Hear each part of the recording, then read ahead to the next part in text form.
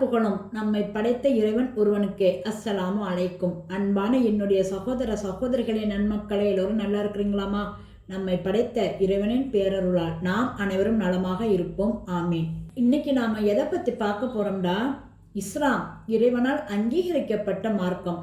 இறைவன் தன்னுடைய திருமறையில் இவ்வாறு நமக்கு தெளிவுபடுத்துகின்றான். எந்த தீனை, வாழ்க்கை நெறியை நூஹுக்கு அவன் வகுத்தளித்திருந்தானோ, மேலும் முஹம்மதே எந்த வாழ்க்கை முறையை உமக்கு வஹியின் மூலம் அறிவித்திருக்கின்றோமோ, மேலும் எந்த வழிகாட்டுதலை இப்ராஹிம், மூசா, ஈசா ஆகியோருக்கு நாம் வழங்கி இருக்கின்றோமோ, அதே தீனை, வாழ்க்கை முறையைத்தான் உங்களுக்காக அவன் நிர்ணயித்து உள்ளான். இந்த தீனை நிலைநாட்டுங்கள், இதில் பிரிந்து போய்விடாதீர்கள். இது இறைவசனம். தீமையை அழித்தொழிக்கவும் நன்மைகள் எழுந்தோங்க செய்யவும் நபிகள் நாயகம் ஸல்லல்லாஹு அலைஹி வஸல்லம் அவர்கள் எப்பொழுதும் போராடியவர்களாய் இருந்தார்கள். அவர்களுடைய ஈமான், இறை நம்பிக்கையின் தேட்டம் இதுவாகவே இருந்தது. அவர்கள் நிறுவிய சமுதாயத்தின் நோக்கமும் இதுவாகவே தான் இருந்தது. இன்னும் திருமறை கூறுகிறது, மனித இனத்தை சீர்படுத்துவதற்காகவே தோற்றுவிக்கப்பட்டு இருக்கும் மிக சிறந்த சமூகத்தவராய் நீங்கள் இருக்கிறீர்கள். நீங்கள் நன்மை புரியும்படி ஏவுகிறீர்கள், தீமையிலிருந்து தடுக்கின்றீர்கள், மேலும் இறைவன் மீது நம்பிக்கை கொள்கின்றீர்கள். இது இறைவசனம். இறைவன் அவன் படைத்த மனிதர்களாகிய நம்மை பார்த்து எவ்வளவு சந்தோஷப்படுகிறான். இறைவன் இட்ட கட்டளைகளை நாம் அணுவளவேனும் பிசகாமல் நடந்தால் நம்மை பார்த்து இறைவன் எவ்வளவு பெருமைப்படுவான்.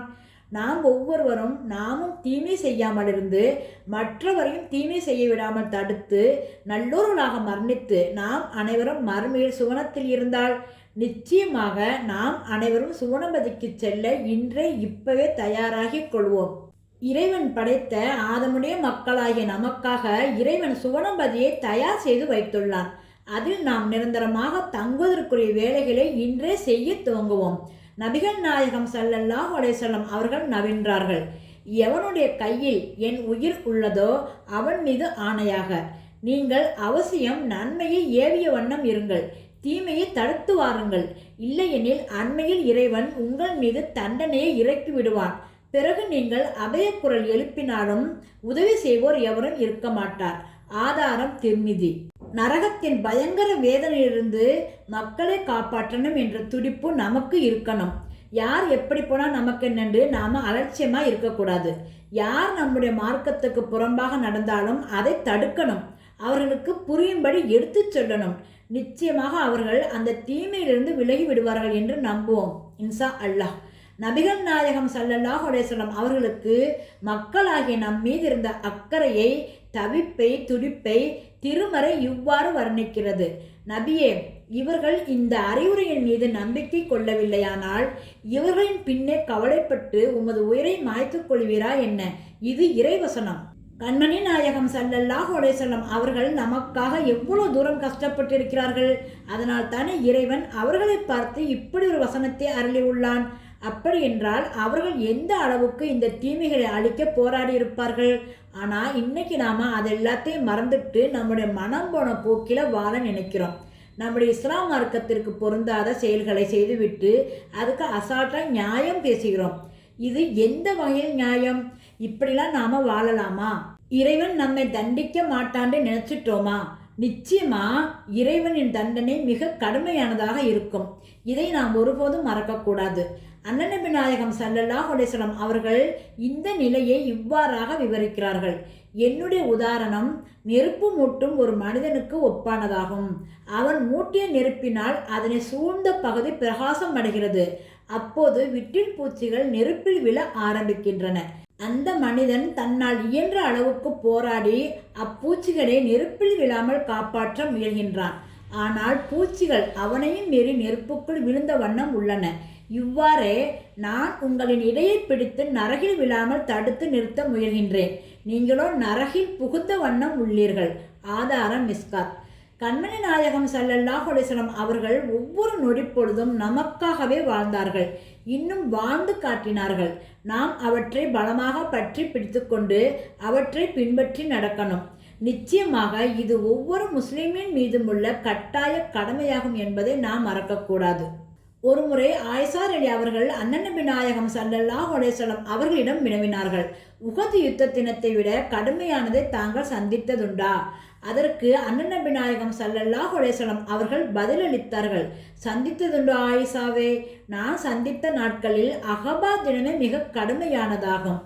இந்த சம்பவம் நிகழ்ந்த போது அண்ணன் நபி நாயகம் ஸல்லல்லாஹு அலைஹி வஸல்லம் அவர்கள் மக்காவாசிகளின் மீது நிராசை அடைந்து தாயிப் நகர மக்களுக்கு இறை செய்தியை எடுத்துரைக்க சென்றார்கள்.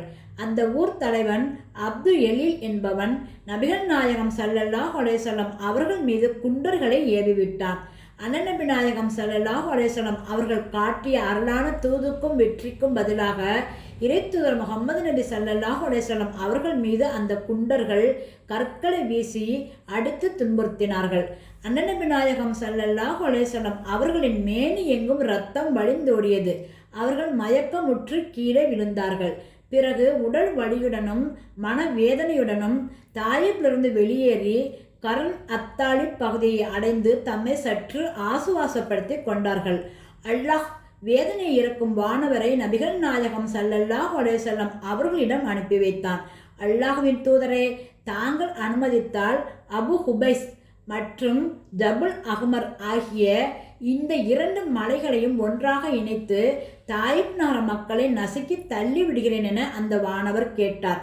கருணை உள்ளம் கொண்ட நபிகள் நாயகம் ஸல்லல்லாஹு அலைஹி வஸல்லம் அவர்கள் மறுத்து விட்டார்கள்.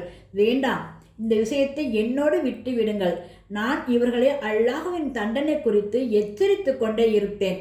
அவர்களில் சிலரது உள்ளத்தை ஏனும் அல்லாஹ் நேர்வழி என்பால் திருப்பிவிடக்கூடும், அல்லது அவர்களின் வழி தோன்றல்களாவது நேர்வழி பெறக்கூடும் என்று கூறினார்கள்.